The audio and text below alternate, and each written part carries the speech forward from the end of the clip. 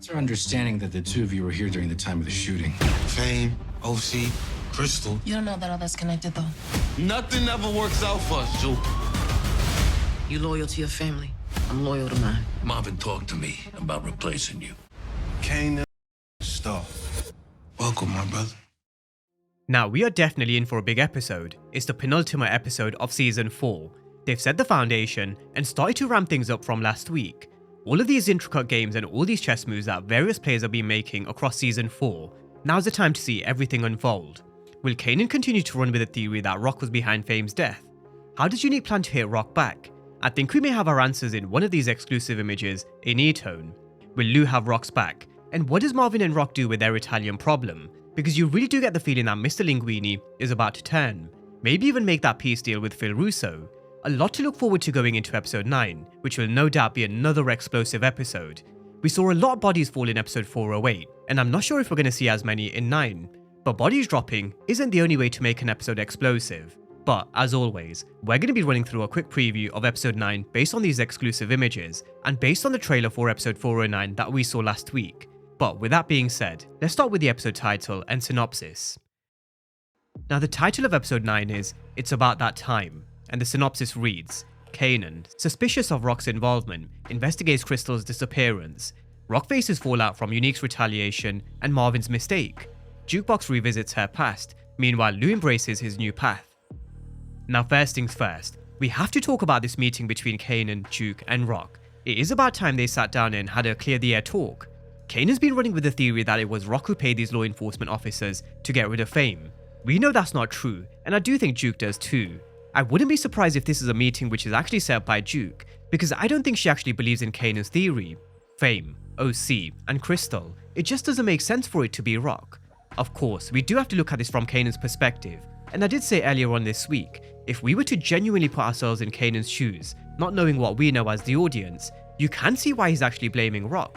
Whether that does change after this conversation, I personally wouldn't be surprised to hear Kanan turn around and say he doesn't believe Raq. I think Raq has lied so many times, even though she isn't involved. Kanan probably won't believe her, or it'll make him even more confused, because I still think Snaps and Pop will continue to send him down Raq's direction.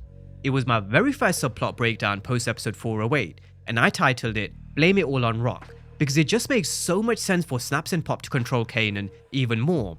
There are two people who know about Kanan believing it's Raq, that's Juke and Crystal, and who do they have held hostage? Crystal. So, even though I do believe we are going to have Raq here probably telling Kanan it wasn't her, he'll probably hear a different story from Snaps and Pop, and who will he believe?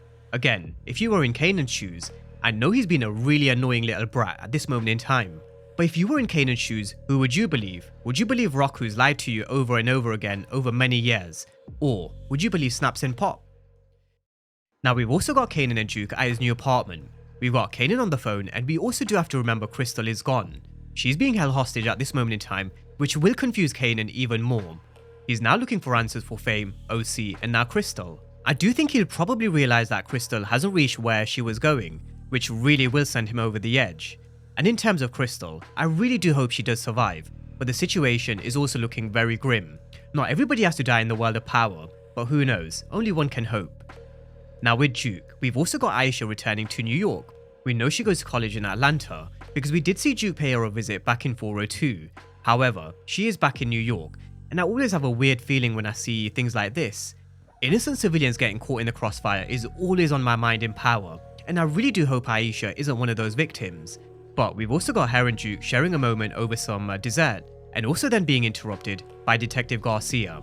Now why Garcia's come back to question Juke out of all people, who knows? I do actually think there are going to be two scenes with Garcia and Juke, because in the trailer Juke's got her hood up where she's wearing something quite different.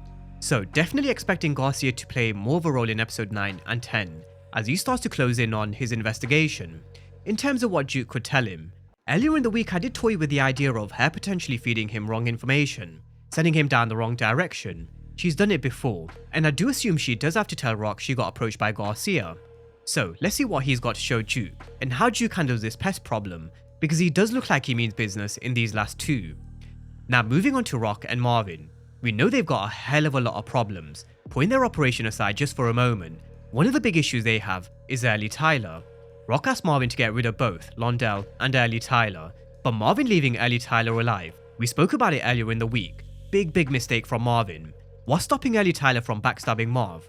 The way Stefano looked quite disappointed in Marvin back in 408, something tells me he already knows. But if he doesn't, he probably will know pretty soon, and he is also going to be playing between Marvin and Raq. You loyal to your family, I'm loyal to mine. Marvin talked to me about replacing you. Now, one thing is for sure, no matter how much Marvin messes up, there is no way Raq will ever believe the Italians over her sibling. She knows how these guys work. It really is a nice try from Stefano, but I don't think Raq will ever buy his mind games. And the fact that he's trying to turn Raq against Marvin, I personally think time is ticking for Mr. Linguini. They know they have to make a move before he potentially makes that alliance with Phil Russo. If that happens in either 9 or 10, then Raq and the Thomases are in a hell of a lot of trouble.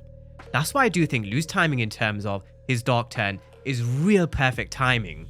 These past 2 weeks we've spoken about Lou a few times with his Dark Turn, and how he'll be back in the game sooner or later, and I do think there's no better time than the present. Raq has a lot of issues from Unique, Stefano's trying to play between her and Marvin. I think Snaps and Pop will probably throw the blame in Raq's direction for Fame, and maybe even Crystal. If they also help broker a peace deal between Stefano and Phil Russo, even more trouble. Then there's a transportation problem with David and also Marvin's mistakes. Going back to the synopsis, there is going to be a fallout from Marvin's latest. So, Lou being back in, his Dark Turn that we saw in episode 408, I do think it is a timely return. I also think we're due to see this scene based on what both Raq and Lou are wearing. So definitely a lot to look forward to with Lou Thomas being officially back. But over to Unique and E-Tone. Now we are finally going to get to see Lamar Jackson as E-Tone, who I do think will be introduced to Unique through probably Akbar. We've got him at Unique's tailor shop, but we've also got him with a gun in hand, which is a scene from the trailer from episode 409. And I really wouldn't be surprised if he were to drop a body in this episode. In terms of who he could be pointing his gun towards, whether he does pull the trigger or not, that's anybody's guess. But the way they've described his character as a no-nonsense character, ruthless, you don't want to get on his bad side, he probably does enter with a bang. Now elsewhere in episode 409, there's also law enforcement looking into Kenyatta and Julius's death. They're going to be coming to the studio to question Lou and B Rilla. And there's also Marvin in action once again, where it looks like he's dropping yet another body. Earlier in the week when we spoke about Marvin, how he's in big trouble, the red car that comes under heavy gunfire, that's a scene we still haven't seen, one to keep in mind for episode 409 or episode 410. But we also broke this scene down in my trailer breakdown, and why I think it could be related to Amber.